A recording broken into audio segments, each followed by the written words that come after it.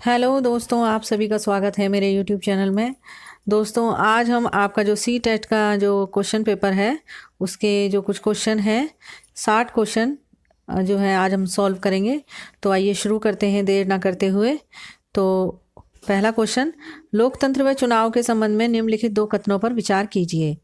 तो पहला ऑप्शन है इसमें, प्रतिनिधित्व लोकतंत्र में लोग अपने प्रतिनिधियों को चुनकर अप्रत्यक्ष रूप से भाग लेते हैं और वे प्रतिनिधि पूरे देश के लिए कानून और नियम बनाते हैं। बी, सरकारें नियमित चुनाव द्वारा बदली जा सकती हैं। तो इसमें से आपको सही विकल्प चुनना है। विकल्प ए है ए सही बी गलत। विकल्प 2 है ए और बी दोनों गलत। विकल्प 3 है ए गलत और बी सही। और चौथा है ए और बी दोनों सही। तो इसमें जो सही आंसर है, जो सही ऑप्शन है वो है आपका ऑप्शन नंबर 4, ए और बी दोनों सही। नेक्स्ट क्वेश्चन, निम्नलिखित में से कौन सा युग्म मुगल चारबाग का एक स्थल नहीं है? पहला हुमायूं का मकबरा, दूसरा कुव्वत उल इस्लाम मस्जिद, तीसरा शालीमार बाग, चौथा लाल महल बारी। तो इसका जो सही आंसर है वो है आपका कुव्वत उल इस्लाम मस्जिद। नेक्स्ट क्वेश्चन देखेंगे। नेक्स्ट क्वेश्चन है, भारत में पंचायती राज प्रणाली के संबंध में निम्नलिखित से कौन सा कथन सही है? पहला, जिला परिषद पंचायत राज प्रणाली का द्वितीय स्तर है। 2, ग्राम सभा के सचिव का चुनाव उसके सदस्यों द्वारा किया जाता है। तीसरा, ग्राम पंचायत की अवधि 4 वर्ष होती है। चौथा, संवैधानिक दिशा निर्देशों के अंतर्गत देश के प्रत्येक राज्य में पंचायतों के संबंध में अपने कानून होते हैं। तो इसका जो सही ऑप्शन है वो है आपका ऑप्शन नंबर 4, संवैधानिक दिशा निर्देशों के अंतर्गत देश के प्रत्येक राज्य में पंचायतों के संबंध में अपने कानून होते हैं। तो इसका सही आंसर है ऑप्शन नंबर 4। नेक्स्ट देखेंगे, निम्नलिखित व्यक्तियों में से किसकी कविताओं और विचारों को पंचवाणी और बीजक में संरक्षित किया गया है? पहला कबीर, दूसरा मीराबाई, तीसरा गुरु नानक और फोर्थ है रविदास। तो क्वेश्चन नंबर 34 जो है उसका जो सही ऑप्शन है वो है आपका पहला कबीर। नेक्स्ट क्वेश्चन देखेंगे, गढ़कटंगा के गोंड राज्य के संबंध में निम्नलिखित कथनों में कौन सा कथन सही है? पहला, यह एक समृद्ध राज्य था, इसने जंगली हाथियों को पकड़कर और उनको दूसरे राज्यों में निर्यात करके धन कमाया। दूसरा ऑप्शन, यह कमजोर बुंदेलों और मराठों के खिलाफ अधिक शक्तिशाली बना। तीसरा, 1565 में मुगल सेनाओं ने गढ़कटंगा पर हमला किया और उन्हें रानी दुर्गावती द्वारा हार का मुंह देखना पड़ा। ऑप्शन 4, यह राज्य केवल नगरों से बना था। तो जो आपका सही आंसर है इसमें से ऑप्शन नंबर 1, यह एक समृद्ध राज्य था, इसने जंगली हाथियों को पकड़कर और उनके दूसरे राज्यों में निर्यात करके धन कमाया। अगला क्वेश्चन है, एलोरा की गुफा 15 का भित्ति चित्र, भित्ति का मतलब दीवारों पर जो बने हुए चित्र हैं, जिसमें विष्णु और नरसिंह अर्थात पुरुष सिंह के रूप में दिखलाया गया है, किस काल की कृति है? राष्ट्रकूट काल, गुर्जर प्रतिहार काल, चालुक्य काल, गुप्त काल। तो जो क्वेश्चन नंबर 36 है उसका जो सही ऑप्शन है वो है आपका पहला राष्ट्रकूट काल। ये वाला जो क्वेश्चन है ये राष्ट्रकूट और गुर्जर प्रतिहार, चालुक्य और गुप्त काल, इनमें से एक क्वेश्चन तो जरूर आता है, जरूर, मोस्ट इम्पोर्टेंट है ये। अगला देखेंगे, निम्नलिखित में से वस्तु विनिमय पद्धति को सही विशेषता कौन सी है? यह वस्तुओं के लेन देन को आसान बनाती है। दूसरा, यह वह व्यापार है जिसमें वस्तुओं की अदला बदली में धन का प्रयोग किया जाता है। तीसरा, यह खर्चीली और समय साध्य प्रक्रिया है। चौथा, यह धन का उपयोग किए बिना वस्तुओं की अदला बदली का व्यापार है। तो जो सही ऑप्शन है इसका वो है ऑप्शन नंबर 3, यह खर्चीली और समय साध्य प्रक्रिया है। क्या? वस्तु विनिमय पद्धति। इसको थोड़ा सा लार्ज कर लेते हैं। अगला क्वेश्चन देखेंगे, निम्नलिखित स्थल कृतियों में से किसमें छत्रक शैल पाए जाते हैं? डेल्टा, रेगिस्तान, हिमनद और समुद्री गुफा। तो इसका जो सही ऑप्शन है वो है आपका ऑप्शन नंबर 2, रेगिस्तान। रेगिस्तान में छत्रक शैल पाए जाते हैं। अगला क्वेश्चन है, निम्नलिखित में से किसके नेतृत्व में बंगाल 18वीं सदी में धीरे धीरे मुगल नियंत्रण से अलग हो गया? पहला मुर्शीद कुली खान, दूसरा नादिर शाह, तीसरा निजाम उल मुल्क असफ जहाँ और फोर्थ है अलीवर्दी खां। तो क्वेश्चन नंबर 39 है, उसका जो सही आंसर है वो है आपका मुर्शीद कुली खां। अगला देखेंगे क्वेश्चन नंबर 40, निम्नलिखित का मिलान कीजिए और सही उत्तर का चयन कीजिए। ये भी जो आपका है ये भी मोस्ट इम्पॉर्टेंट क्वेश्चन है, इसमें से ज़रूर आता है। क्षोभ मंडल आयन मंडल इस परत का भाग है। अगला है समताप मंडल, अंतरिक्ष में प्रवेश करने वाले उल्कापिंड इस परत में आने पर जल जाते हैं। तीसरा मध्य मंडल, इसमें ओजोन गैस की एक परत होती है। चौथा बाह्य मंडल, मौसम की लगभग सभी घटनाएं इस परत में घटित होती हैं। तो इनका जो सही कूट है वो नीचे दे रखा है, आपको देखना है इसमें से पहला, दूसरा, तीसरा, चौथा। तो इसमें से जो सही कूट है आपका वो कौन सा होगा? इसमें आपको जो A, B, C, D 4 option जो हैं जो दे रखे हैं, इनमें सही मिलान करके आपको बताना है। तो इसका जो सही होगा वो होगा 2, यानी कि A का जो फोर्थ है, A का फोर्थ है, और जो B है B का थर्ड है, और C का सेकंड, और लास्ट D का फर्स्ट। उसके बाद क्वेश्चन नंबर 41, भारत में चिकित्सा पर्यटकों के संदर्भ में निम्नलिखित 2 कथनों पर विचार कीजिए। पहला, वे विदेशी पर्यटक हैं जो भारत के उन अस्पतालों में अपना इलाज कराने के लिए विशेष रूप से आते हैं जहां उन्हें अपने देश की तुलना में कम मूल्य पर विश्व स्तरीय सुविधाएं प्राप्त हो जाती हैं। इसके बाद बी है, वे भारत के भीतर के ही प्रवासी हैं जो एक राज्य से दूसरे राज्य में उन अस्पतालों में अपना इलाज कराने के लिए जाते हैं जहां उन्हें अपने राज्य की तुलना में कम मूल्य पर विश्व स्तरीय सुविधाएं प्राप्त हो जाती हैं। पहला ऑप्शन ए सही बी गलत, दूसरा ऑप्शन ए और बी दोनों गलत, तीसरा ऑप्शन ए गलत बी सही, चौथा है ए और बी दोनों सही। तो इसका जो सही आंसर है वो है आपका ऑप्शन नंबर 1, ए सही और बी गलत है। अगला क्वेश्चन है आपका, दोस्तों प्लीज़ मेरे चैनल को लाइक कर दीजिए और मेरे चैनल को सब्सक्राइब कर लीजिए जिससे कि आपको आगे आने वाली वीडियो का मेरा नोटिफिकेशन आपको मिल सके। 42, रामाबाई जो महिला शिक्षा की योद्धा थी कभी स्कूल नहीं गई, फिर भी उन्हें पंडिता की उपाधि दी गई क्योंकि उन्होंने अपने माता पिता से पढ़ना लिखना सीखा। और दूसरा, उनके मिशन ने विधवाओं और गरीबों महिलाओं को न केवल पढ़ने लिखने के लिए प्रोत्साहित किया अपितु व्यावसायिक कुशलताओं की सहायता में स्वावलंबी होने की शिक्षा भी दी। तीसरा है, वे संस्कृत पढ़ना लिखना जानती थीं जो एक बहुत बड़ी उपलब्धि थी क्योंकि उनके समय में महिलाओं को इस प्रकार के ज्ञान अर्जित करने की अनुमति नहीं थी। चौथा है, उन्होंने महिला शिक्षा को बढ़ावा देने के लिए पुणे के पास खेड़ गांव में एक मिशन स्थापित किया था। तो इसका जो सही ऑप्शन है वो है आपका थर्ड ऑप्शन इसका सही है। क्वेश्चन नंबर 43, 1856 ईस्वी में निम्नलिखित गवर्नर जनरलों में से किसने यह निर्णय किया था कि बहादुर शाह जफर आखिरी मुगल बादशाह होंगे और उनकी मृत्यु के बाद उनके किसी वंशज को बादशाह नहीं माना जाएगा? पहला कैनिंग, दूसरा कॉर्नवालिस, तीसरा डलहौजी और फोर्थ है हेस्टिंग। तो क्वेश्चन नंबर 43 इसका जो सही आंसर है वो है लॉर्ड डलहौजी। क्वेश्चन नंबर 44 देखेंगे, औपनिवेशिक शिक्षा पर गांधी जी के विचारों के संबंध में निम्नलिखित कथनों में से कौन सा कथन गलत है? पहला, औपनिवेशिक शिक्षा के ने भारतीयों के मस्तिष्क में हीनता का भाव पैदा किया। दूसरा, अंग्रेजी में दी जा रही शिक्षा ने भारतीयों को अपने सामाजिक परिवेश से काट दिया। तीसरा ऑप्शन, पश्चिमी शिक्षा में जीवन के अनुभवों और व्यवहारिक ज्ञान की अपेक्षा पाठ्य पुस्तकों पर अधिक बल दिया गया। ऑप्शन 4, अंग्रेजी शिक्षा पढ़ने और लिखने की अपेक्षा मौखिक ज्ञान पर अधिक बल दिया गया। तो क्वेश्चन नंबर जो 44 है उसका जो सही आंसर है वो है आपका फोर्थ, अंग्रेजी शिक्षा पढ़ने और लिखने की अपेक्षा मौखिक ज्ञान पर अधिक बल दिया गया। क्वेश्चन नंबर 45 देखेंगे, 1857 ईस्वी के विद्रोह के तत्काल पर ब्रिटिश सरकार की प्रशासनिक नीतियों में आए परिवर्तनों के संदर्भ में निम्नलिखित दो कथनों पर विचार कीजिए। पहला, ब्रिटिश संसद ने 1858 ईस्वी में एक नया कानून पारित किया और ईस्ट इंडिया कंपनी के सभी अधिकार ब्रिटिश साम्राज्य के हाथों में सौंप दिए गए।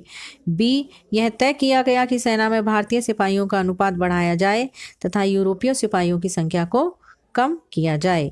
तो आपको इनमें से जो सही विकल्प है वो चुनना है। पहला है ए सही बी गलत, दूसरा ए और बी दोनों गलत, तीसरा ए गलत बी सही और फोर्थ है ए और बी दोनों सही। तो इसका जो सही ऑप्शन होगा आपका वो कौन सा होगा? क्वेश्चन नंबर 45 का सही ऑप्शन जो होगा वो होगा आपका पहला ए सही और बी गलत।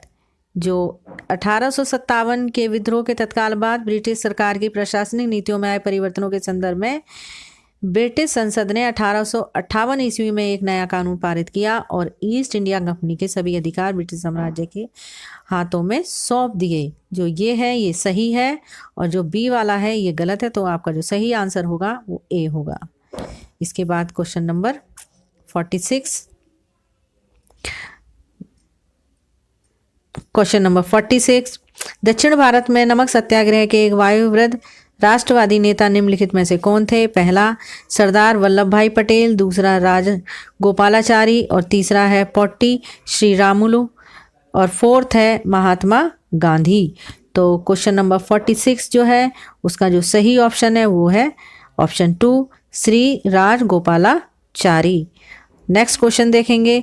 ज्योतिराव फुले ने अपनी पुस्तक गुलामगिरी को निम्नलिखित में से किन्हें समर्पित किया? पहला उन भारतीयों को जिन्होंने भारतीय स्वाधीनता संग्राम में भाग लिया, दूसरा उन भारतीय सैनिकों को जो द्वितीय विश्व युद्ध में मारे गए थे, तीसरा उन अमेरिकियों को जिन्होंने गुलामों को मुक्ति दिलाने के लिए अमेरिकी गृह युद्ध में भाग लिया, और फोर्थ है उन महिलाओं को जिन्होंने ब्रिटेन में नारी मताधिकार आंदोलन में भाग लिया। तो जो क्वेश्चन नंबर 47 है उसका जो सही ऑप्शन है आपका वो है ऑप्शन नंबर 3 उन अमेरिकियों को जिन्होंने गुलामों को मुक्ति दिलाने के लिए अमेरिकी गृह युद्ध में भाग लिया था। तो ज्योतिराव फुले ने अपनी पुस्तक जो गुलामगिरी है उन्हें समर्पित की थी। अगला क्वेश्चन देखेंगे। भारत में उच्च न्यायालयों के संबंध में दिए गए दो कथनों पर विचार कीजिए। पहला, उच्च न्यायालय राज्य सरकारों के अंतर्गत आते हैं और उनकी ओर से ही कार्य करते हैं। बी, उच्च न्यायालयों के सभी न्यायाधीशों की नियुक्ति राज्य के मुख्यमंत्री के साथ विचार विमर्श करने के बाद ही की जाती है। तो आपको सही विकल्प चुनना है। पहला ए सही बी गलत, दूसरा ए और बी दोनों गलत, तीसरा ए गलत और बी सही, फोर्थ है ए और बी दोनों सही। तो इसका जो सही आंसर है वो होगा आपका ऑप्शन नंबर 2 कि भारत के उच्च न्यायालयों के संबंध में दिए गए कथनों पर विचार कीजिए।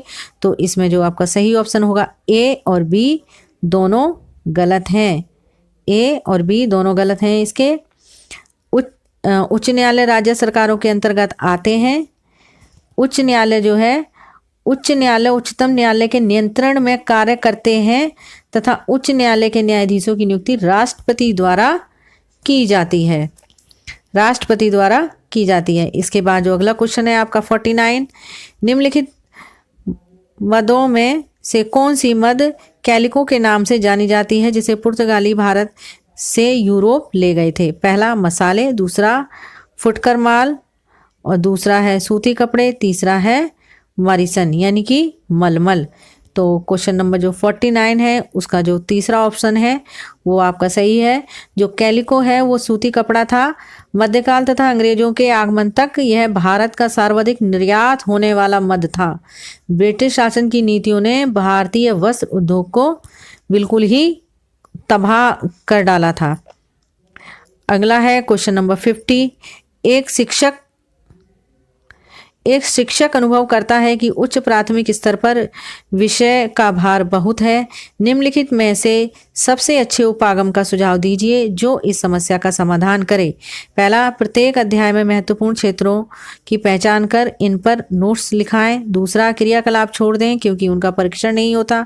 तीसरा, सारे पाठ्यक्रम को जल्दी जल्दी पढ़ा दें। चौथा, ऐसी विषय वस्तु विकसित करें जो विषय सीमाओं को पार करके कई प्रत्ययों को सिखा सके।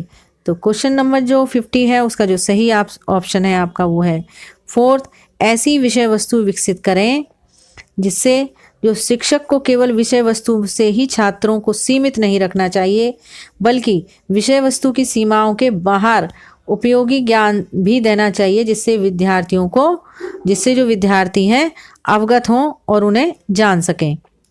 अगला क्वेश्चन है आपका 51। अधिक गहराई में स्थित खनिज निक्षेपों तक पहुंचाने के लिए गहरे छिद्र बनाए जाते हैं। इस प्रकार के खनन को कहा जाता है विलुप्त खनन, उत्खनन, कूप की खनन और प्रवेधन। तो जो क्वेश्चन नंबर आपका 51 है उसका जो सही ऑप्शन है वो आपका प्रवेधन विधि। 52 देखेंगे। लद्दाख में पाया जाने वाला यूरेनियम एक उदाहरण है वास्तविक संसाधन का, निक्षेप संसाधन का, संभाव्य संसाधन का और भंडारण संसाधन का।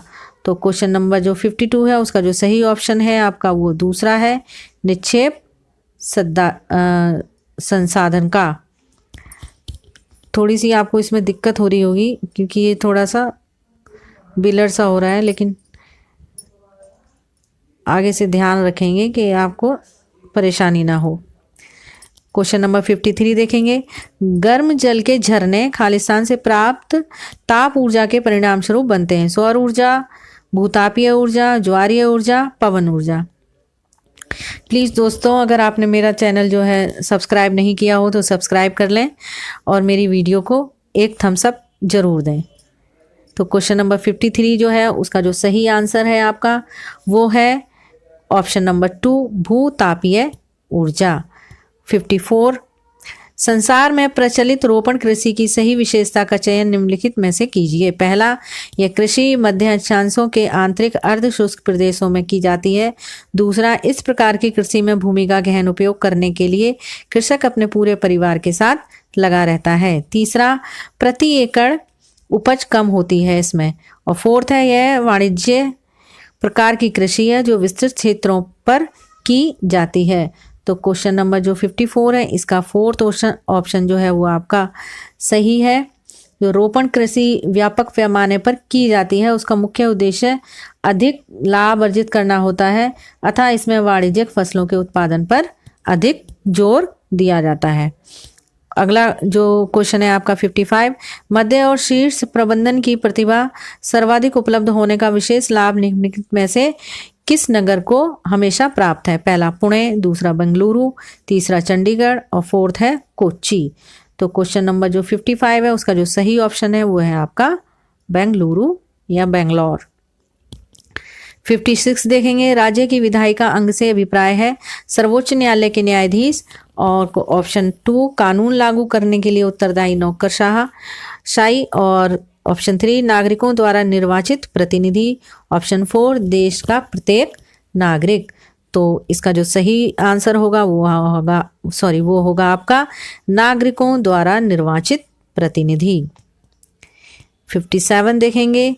फौजदारी कानूनों के अंतर्गत मामले में निवारण के बारे में निम्नलिखित कथनों में से कौन सा कथन सही है। पहला, सबसे पहले पुलिस के पास प्रथम सूचना रिपोर्ट प्राथमिकी दर्ज कराई जाती है और इसके बाद ही अदालत में मामला दर्ज किया जाता है। ये थोड़ा सा कम दिखाई दे रहा है, अब सही दिखाई देगा, थोड़ा सा एडजस्ट कर लीजिए प्लीज़। अगला देखिए, फिर से देखेंगे। फौजदारी कानूनों के अंतर्गत मामले के निवारण के बारे में निम्नलिखित कथनों में से कौन सा सही है। पहला, सबसे पहले पुलिस के पास प्रथम सूचना रिपोर्ट दर्ज कराई जाती है और इसके बाद ही अदालत में मामला दर्ज किया जाता है। दूसरा है, सबसे पहले पुलिस के पास प्रथम सूचना रिपोर्ट दर्ज कराई जाती है, इसके बाद केवल प्रभावित पक्ष की ओर से संबंधित न्यायालय में याचिका दायर करानी होती है। तीसरा है, प्रथम सूचना रिपोर्ट दर्ज कराई जाती है, केवल प्रभावित पक्ष की ओर से संबंधित न्यायालय में याचिका दायर करानी होती है। फोर्थ है, सबसे पहले न्यायालय के मामले को दर्ज कराया जाता है और इसके बाद पुलिस के पास प्रथम सूचना रिपोर्ट दर्ज कराई जाती है। ये तो बिल्कुल ही गलत है। अगला देखें, जो क्वेश्चन नंबर 57 का जो सही आंसर है वो है आपका फर्स्ट ऑप्शन। सबसे पहले पुलिस के पास सूचना जो है वो दर्ज कराई जाती है, उसके बाद ही अदालत में मामला दर्ज किया जाता है। क्वेश्चन नंबर 58, अपराध की जांच करने में पुलिस की भूमिका के संबंध में निम्नलिखित कथनों में से कौन सा सही है। पहला, सर्वोच्च न्यायालय के दिशा निर्देश पुलिस को जांच के दौरान किसी को सताने या पीटने या गोली मारने की अनुमति नहीं देते। नहीं को तो जरूर ही अंडरलाइन करा करें जब आप पेपर को सॉल्व करें तब। दूसरा है, पुलिस हिरासत में दिए गए इकबालिया बयान को पुलिस आरोपी के खिलाफ सबूत के रूप में इस्तेमाल कर सकते हैं। तीसरा, कोई व्यक्ति दोषी है या नहीं है निर्धारित करना पुलिस का काम है। चौथा, अगर पुलिस को ऐसा लगता है कि सबूत आरोपी के दोषी होने का संकेत दे रहा है तो अदालत में प्रथम सूचना रिपोर्ट दाखिल कर सकती है। तो क्वेश्चन नंबर जो 58 है उसका जो सही ऑप्शन होगा आपका पहला, कि सर्वोच्च न्यायालय के दिशा निर्देश पुलिस को जांच कराने दौरान किसी को सताने या पीटने या गोली मारने की इजाजत या अनुमति नहीं देते। उसके बाद आपका जो नेक्स्ट क्वेश्चन है वो है क्वेश्चन नंबर 59। मौलिक अधिकारों के विषय में निम्नलिखित दो कथनों पर विचार कीजिए। पहला है, भारत के संविधान में दिए गए सभी मौलिक अधिकार न्यायालय में बाध्यकारी है। दूसरा, शोषण के विरुद्ध अधिकार नागरिक को उच्च स्तर के न्यायालय में जाने के लिए अनुमति प्रदान करता है यदि वह समझता है कि निचले स्तर के न्यायालय द्वारा दिया गया निर्णय अन्यायपूर्ण है। तो आपको इसमें से सही विकल्प है वो चुनना है। पहला ए सही बी गलत, दूसरा ए और बी दोनों गलत, तीसरा ए गलत बी सही और फोर्थ है ए और बी दोनों सही। तो जो आपका जो सही आंसर होगा वो होगा 59 का ऑप्शन नंबर फोर्थ। तो जो ए और बी दोनों सही है, इसमें भारतीय संविधान में दिए गए मौलिक अधिकार न्यायालय में बाध्यकारी हैं। इसे न्यायालय द्वारा लागू करवाया जा सकता है। मौलिक अधिकारों के उल्लंघन में किसी भी न्यायालय में अपील की जा सकती है।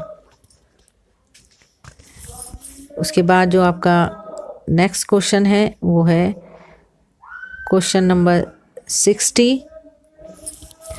पहिएदार कुर्सी व्हीलचेयर का उपयोग करने वाले रंजन की कक्षा विद्यालय भवन की तीसरी मंजिल में लगती है। वह प्रत्येक दिन सहायक की प्रतीक्षा करता है जो उसे छोड़कर विद्यार्थियों की भीड़ से होकर ले जाता है। भारतीय संविधान के किस अनुच्छेद का उल्लंघन हो रहा है? पहला अनुच्छेद 15, दूसरा अनुच्छेद 360 और तीसरा अनुच्छेद 25 और चौथा है अनुच्छेद 370। तो जो 60 का सही ऑप्शन होगा वो होगा आंसर अनुच्छेद 15। इसमें आपको जो क्वेश्चन नंबर 60 और 61 और 62 जो तीनों के तीनों जो क्वेश्चन है आपको इस को ध्यान में रखते हुए और फिर आपको सॉल्व करने हैं। उसके बाद जो क्वेश्चन नंबर 61 है उसको देखेंगे। विकलांगता अधिनियम 1955 के किस प्रावधान का विकलांगता अधिनियम 1955 के किस प्रावधान का पालन विद्यालय नहीं कर रहा है? तो पहला है विकलांग व्यक्तियों के शिक्षा के अधिकार, दूसरा औपचारिक शिक्षा के लिए योजनाओं और कार्यक्रम, तीसरा रैंप वाले सार्वजनिक स्थलों और भवनों तक सुरक्षित पहुंच, चौथा विकलांग व्यक्तियों के लिए मुख्यधारा वाली और संयोजित शिक्षा। तो इसका जो सही ऑप्शन है वो है आपका ऑप्शन नंबर 3, रैंप वाले सार्वजनिक स्थानों और भवनों तक सुरक्षित पहुंच। उसके बाद क्वेश्चन नंबर 62, रंजन के प्रति समानुभूति के विकास के लिए विद्यार्थियों के साथ किया गया निम्नलिखित में से कौन सा क्रियाकलाप सबसे अधिक उपयुक्त होगा? पहला, रंजन को सीढ़ियों से ऊपर ले जाने और नीचे लाने के लिए विद्यार्थियों को कहना, दूसरा व्हीलचेयर कैसे ऊपर उठाया जाए इस पर एक विचार, तीसरा एक भूमिका निर्वाह नाटिका का आयोजन करना जिससे विद्यार्थी व्हीलचेयर में ले जाने को अनुभव कर सकें। एक नाटक आपको करना है, दिखाना है जैसे कि किस तरीके से जो विद्यार्थी है उसको व्हीलचेयर में ले जाया जाए और उसको कैसा अनुभव होता है। फिर फोर्थ है विकलांगता अधिनियम पर एक भाषण देने के लिए किसी वकील को आमंत्रित करना। तो क्वेश्चन नंबर जो 62 है उसका जो सबसे ज़्यादा जो अधिक उपयुक्त इसमें पूछा गया है तो अधिक उपयुक्त जो होगा वो ऑप्शन नंबर 3 होगा, जो नाटक करके महसूस किया जाए और उसको अच्छे से जाना जाए। उसके बाद क्वेश्चन नंबर 63, किसी ऐतिहासिक वर्णन का चुनाव करते समय निम्नलिखित में से किस उद्देश्य पर विचार किया जाना चाहिए? पहला, लोकप्रिय घटनाओं को उजागर करना, दूसरा मूल्यपरक निर्णय देना, तीसरा प्रसिद्ध व्यक्तियों का मूल्यवर्धन करना, चौथा कारणात्मक संबंध और निष्कर्ष स्थापित करना। तो क्वेश्चन नंबर 63 का जो सही ऑप्शन होगा वो आपका फोर्थ होगा कि ऐतिहासिक वर्णन हमेशा तार्किक या निष्पक्ष होना चाहिए। कारण कार्य संबंध द्वारा ही किसी ऐतिहासिक घटना का तार्किक वर्णन किया जा सकता है तथा वैध निष्कर्ष निकाले जा सकते हैं। उसके बाद जो क्वेश्चन नंबर 64 है वो है आपका, आप नए राज्य पाठ में चोल विषय पढ़ा रहे हैं। पाठ के अंत में यंत्र खंड में चीन के तांग राजवंश पर सूचना दी गई है। कक्षा 7वीं हमारे अतीत सेकंड पृष्ठ पर 28, ये आपको दे रखा है कि 7वीं कक्षा का है और जो बुक है वो है हमारे अतीत और सेकंड पृष्ठ और पेज नंबर 28 पर। सामाजिक विज्ञान के शिक्षक होने के नाते इस पर विचार विमर्श करते समय आपका शैक्षिक विचार क्या होगा? तो पहला ऑप्शन है विभिन्न समाजों में ऐतिहासिक विकास की तुलना करना। दूसरा, विद्यार्थियों को चीन के अतीत पर कल्पना करने का अवसर प्रदान करना। तीसरा, विद्यार्थियों को विश्व इतिहास से परिचित कराना। और फोर्थ है विद्यार्थियों को रोचक तथ्यों के प्रति जागरूक करना। तो इसका जो सही ऑप्शन होगा वो होगा फोर्थ ऑप्शन के पाठ के अंत में एक जगह पर तांग राजवंश की सूचना दी गई है, ना कि सभी जगहों पर, अतः ऐतिहासिक विकास की तुलना करना उचित प्रतीत नहीं होता। इसका विचार रोचक तथा तथ्यों को जागरूक करना होना चाहिए। अब आपका जो अगला क्वेश्चन है वो है क्वेश्चन नंबर 65। आप देखते हैं कि सामाजिक विज्ञान की कक्षा में विद्यार्थी कुछ पूर्वाग्रह का प्रदर्शन करते हैं। अपनी सबसे उपयुक्त प्रतिकृतियां चुनिए। पहला, इन टिप्पणियों पर ध्यान नहीं दूंगा। दूसरा, सामाजिक यथार्थ के आयामों पर एक परिचर्चा का आयोजन करूंगा। तीसरा, विद्यार्थियों को दंडित करूंगा। चौथा, पढ़ाए जा रहे अध्याय को पढ़ाना बंद कर दूंगा। तो इसका जो सही ऑप्शन होगा वो होगा सेकंड, सामाजिक यथार्थ के आयामों पर एक परिचर्चा का आयोजन करूंगा। क्वेश्चन नंबर 66 देखेंगे, सामाजिक और राजनैतिक जीवन पढ़ाने के लिए दिए गए उपायों ए, बी और सी में सबसे उपयुक्त उपायों को चुनिए। पहला है व्यक्ति अध्ययन, दूसरा परिभाषाएं, तीसरा है दृश्य सामग्रियां। तो पहला ऑप्शन है ए और बी, दूसरा है ए, बी और सी, तीसरा है ए और सी और फोर्थ है बी और सी। तो इसका जो सही ऑप्शन होगा वो होगा ए, बी और सी। अगला क्वेश्चन देखेंगे, क्वेश्चन नंबर 67। पाठांत प्रश्नों का सबसे उपयुक्त उपयोग है सीखे हुए को समझने में तथा अपने शब्दों को व्यक्त करने में विद्यार्थियों को सक्षम बनाना। दूसरा, अध्याय से महत्वपूर्ण भागों की पहचान करना। तीसरा, विद्यार्थियों के लिए अध्याय का सारांश प्रस्तुत करने में शिक्षकों की सहायता करना। चौथा, परीक्षा के लिए प्रश्न सुझाना। तो इसका जो सही ऑप्शन है वो आपका पहला ऑप्शन है कि सीखे हुए को समझने में तथा अपने शब्दों में व्यक्त करने में विद्यार्थियों को सक्षम बनाना। अगला क्वेश्चन है, सतत और समग्र मूल्यांकन के अनुसार आकलन के बारे में निम्नलिखित में से कौन सा उद्देश्य सबसे उपयुक्त है? पहला, विषय वस्तु के बारे में विद्यार्थियों के प्रत्यास्मरण का परीक्षण करना। दूसरा, विद्यार्थियों को उत्तर देने के लिए प्रोत्साहित करना। तीसरा, विद्यार्थियों की तुलना कर उसकी रैंक निर्धारित करना। चौथा, विद्यार्थियों को अंक देकर प्रेरित करना। तो इसका जो सही ऑप्शन होगा क्वेश्चन नंबर 68 का वो होगा दूसरा, विद्यार्थियों को उत्तर देने के लिए प्रोत्साहित करना। अगला जो क्वेश्चन है वो है आपका 69। इतिहास आपके लिए सहायक होगा। पहला, वर्तमान का कैसे विकास हुआ यह समझने में। दूसरा, हमारे भौतिक और सामाजिक विश्व की गतिविधि को समझने में। तीसरा, अतीत की वर्तमान से तुलना करने में। अब इसमें से उपरोक्त में से कौन से सही है ऑप्शन? पहला ए, बी और सी, दूसरा ए और बी, तीसरा है बी और सी और फोर्थ है ए और सी। तो क्वेश्चन नंबर जो 69 है उसका जो पहला ही ऑप्शन है वो सही है, ए, बी और सी। उसके बाद जो क्वेश्चन 69 तक हो गए हैं, फिर उसके बाद 70 क्वेश्चन है। क्वेश्चन नंबर 70, एक शिक्षक भारत के विभाजन पर प्राथमिक स्रोतों पर आधारित एक कार्य योजना प्रोजेक्ट करवाना चाहता है। निम्नलिखित में से कौन सा प्राथमिक स्रोत नहीं है? पहला, मौखिक इतिहास, दूसरा समाचार पत्रों का पूरा लेखागार, तीसरा उपन्यास और फोर्थ है आत्मकथाएं। तो क्वेश्चन नंबर 70 का जो सही आंसर है वो है आपका 3 उपन्यास। मौखिक इतिहास, समाचार पत्र, आत्मकथा, भाषण, फोटोग्राफ आदि इतिहास लेखक के प्राथमिक स्रोत कहलाते हैं। क्वेश्चन नंबर 71, उच्च प्राथमिक स्तर पर निम्नलिखित में से किस विषय को सामाजिक विज्ञान में सम्मिलित नहीं किया जाता? पहला, राजनीतिक विज्ञान, दूसरा मनोविज्ञान, तीसरा भूगोल और फोर्थ है इतिहास। तो इसका जो सही ऑप्शन है वो है आपका मनोविज्ञान। राजनीति विज्ञान, भूगोल तथा इतिहास सामाजिक विज्ञान में आते हैं, जबकि जो मनोविज्ञान है वो सामाजिक विज्ञान का जो सब्जेक्ट नहीं है उसकी श्रेणी में नहीं आता। क्वेश्चन नंबर 72, इसको थोड़ा सा एडजस्ट कर लें।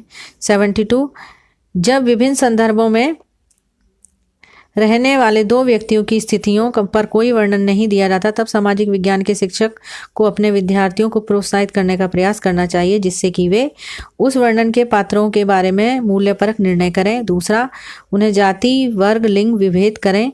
तीसरा, उनके माध्यम से प्रस्तुत सूचना का परीक्षण करें। चौथा, उनमें से आदर्श पात्र की पहचान करें। तो क्वेश्चन नंबर जो 72 है उसका जो पहला ऑप्शन है वो सही है। उस वर्णन के पात्रों के बारे में मूल्यपरक निर्णय करें। 73 क्वेश्चन देखेंगे।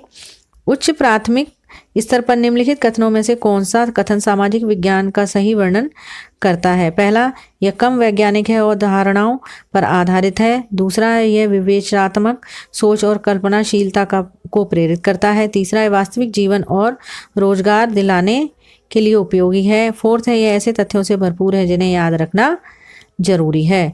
तो क्वेश्चन नंबर जो 73 है इसका जो सही ऑप्शन है आपका वो है सेकंड, यह विवेचनात्मक सोच और कल्पनाशीलता को प्रेरित करता है।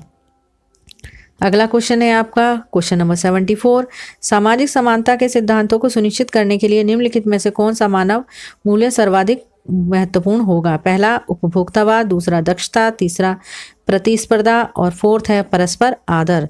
तो इसका जो सही ऑप्शन है वो है परस्पर आदर। अगला क्वेश्चन देखेंगे। एक शिक्षक चाहता है कि उसके विद्यार्थी नगर निगम को उपलब्ध धनराशि के स्रोतों का पता लगाएं। निम्नलिखित में से कौन सी विधि सबसे अधिक विश्वसनीय और उपयुक्त होगी? पहला है काउंसलरों के साथ भेंटवार्ताएं। दूसरा, सरकारी बैंक वेबसाइटों को ढूंढना। तीसरा, आपस में विमर्श करना। और फोर्थ है किसी विशेषज्ञ का भाषण आयोजित करना। तो क्वेश्चन नंबर 75 का जो पहला ही ऑप्शन है वो सही है। काउंसलरों के साथ, काउंसलर जो होते हैं उनके साथ जो भेंट वार्ताएं हैं, मीटिंग वगैरह करना। क्वेश्चन नंबर 76, निम्नलिखित में से किस विषय सामग्री को पाई आरेख के द्वारा सबसे अच्छी तरह प्रदर्शित किया जा सकता है?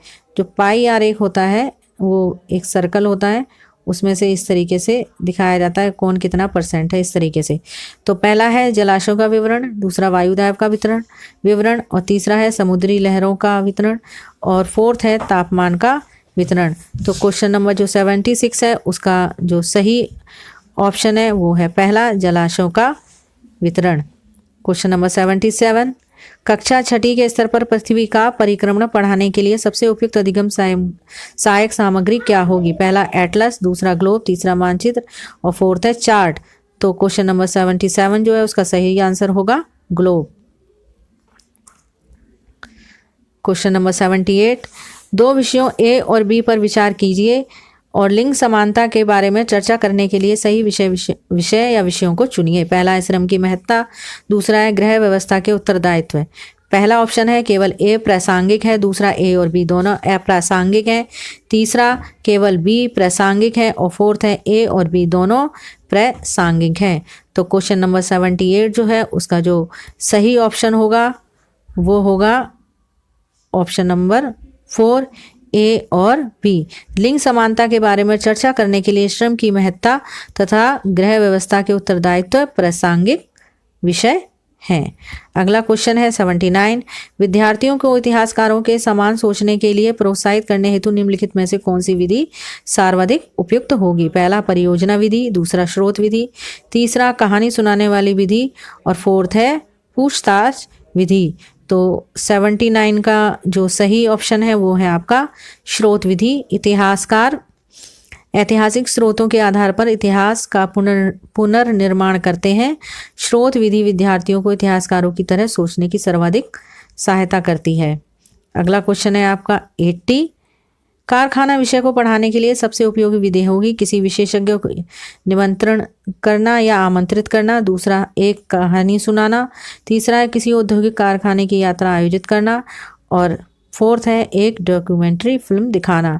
तो क्वेश्चन नंबर जो 80 है उसका जो सही ऑप्शन है वो थर्ड होगा, क्योंकि अगर आप बच्चों को ले जाकर के औद्योगिक कारखाने की जो यात्रा है उसका वो करवाते हैं तो वो अच्छे से प्रैक्टिकली समझ जाते हैं। अगला जो क्वेश्चन है 81, ऋग्वेद के विषय में निम्नलिखित 3 कथनों पर विचार कीजिए और सही उत्तर का चयन कीजिए। पहला है यस 3500 वर्ष पूर्व लिखा गया था। दूसरा, इसकी रचना प्राकृत में की गई थी। सी, इसमें 1000 से अधिक प्रार्थनाएं हैं। तो इसका जो पहला ऑप्शन है ए सही, बी और सी गलत हैं। दूसरा ऑप्शन है ए गलत है, बी और सी सही है। तीसरा ऑप्शन है बी सही है, ए और सी गलत है। और फोर्थ ऑप्शन है सी सही है और ए और बी गलत हैं। तो क्वेश्चन नंबर जो 81 है उसका जो ऑप्शन नंबर 4 है वो आपका सही है। क्वेश्चन नंबर 82, मनाकी पर्वत हवाई द्वीप सागर की सतह के नीचे स्थित है और इसकी ऊंचाई एवरेस्ट पर्वत से भी अधिक है। यह निम्नलिखित महासागरों में से किसमें स्थित है? पहला अटलांटिक, दूसरा हिंद महासागर, तीसरा प्रशांत और फोर्थ है आर्कटिक महासागर। तो 82 का जो सही आंसर है वो है आपका 3 प्रशांत महासागर। अगला क्वेश्चन नंबर 83, विनय पिटक एक ग्रंथ है जो अभिलेखित करता है पहला वैदिक कर्मकांड, दूसरा जैन धर्म की शिक्षाएं, तीसरा शिक्षकों के मध्य बातचीत और फोर्थ है बौद्धों के नियम। तो इसका जो सही ऑप्शन है वो है तीसरा शिक्षकों। क्वेश्चन नंबर जो 83 है क्वेश्चन नंबर 83, विनय पिटक एक ग्रंथ है जो अभिलेखित करता है, ये जो है इसका जो सही आंसर है वो है आपका 4 बौद्धों के नियम। विनय पिटक जो है वो बौद्धों से संबंधित रखते हैं, तो ये बौद्धों के नियम होंगे। ऑप्शन नंबर 4 इसका सही होगा। उसके बाद क्वेश्चन नंबर 84 देखेंगे, पटवारियों लेखपालों के कार्य की देखभाल निम्नलिखित में से कौन करता है? पहला तहसीलदार, दूसरा ग्राम पंचायत या सरपंच, तीसरा है जिलाधीश और फोर्थ है संबंधित क्षेत्र के पुलिस स्टेशन का SHO। तो इसका जो सही ऑप्शन है वो है तहसीलदार। क्वेश्चन नंबर 85, महापाषाणों के विषय में निम्नलिखित कथनों में से कौन सा कथन सही है? पहला, ये पत्थर के औजार बनाने के लिए कच्चा माल उपलब्ध कराते हैं। दूसरा, ये सभी भूमिगत और दृष्टि से ओझल रूप में पाए जाते हैं। तीसरा, ये भारतीय उपमहाद्वीपों के उत्तर पश्चिम में संकेंद्रित थे। फोर्थ है, इनका उपयोग दफन करने की जगहों को चिन्हित करने के लिए किया जाता है। तो जो क्वेश्चन नंबर 85 है उसका जो सही ऑप्शन है वो है ऑप्शन नंबर 4। जो महापाषाण होते हैं इनका उपयोग दफन करने की जगहों को चिन्हित करने के लिए किया है। महापाषाण, पाषाण का मतलब पत्थर, महा माने बड़ा, बड़ा पत्थर जो होता है वो क्या करते थे, जहाँ दफन करते थे वहाँ पर एक बड़ा जो पत्थर लगा देते थे उसको निशान बनाने के लिए, चिन्ह देने के लिए। अगला क्वेश्चन है 86, निम्नलिखित में से कौन सी भूकंपीय तरंगे नहीं है? पहला अनुदैर्ध्य तरंगे, दूसरा पृष्ठीय तरंगे, तीसरा पोताश्रय तरंगे और फोर्थ है अनुप्रस्थ तरंगे।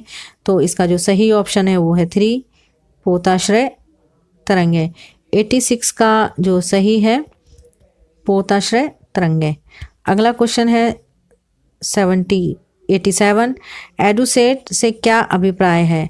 पहला, सौर मंडल में खोजा गया एक नया ग्रह, दूसरा रॉकेट जिसका उपयोग मानव निर्मित उपग्रहों को सूर्य की कक्षा में स्थापित करने के लिए किया जाता है, तीसरा एक क्षुद्र ग्रह जो मंगल और बृहस्पति की कक्षाओं के बीच पाया जाता है, फोर्थ एक मानव निर्मित भारतीय उपग्रह। तो क्वेश्चन नंबर जो 87 है उसका जो सही ऑप्शन है एक मानव निर्मित भारतीय उपग्रह है एडुसेट।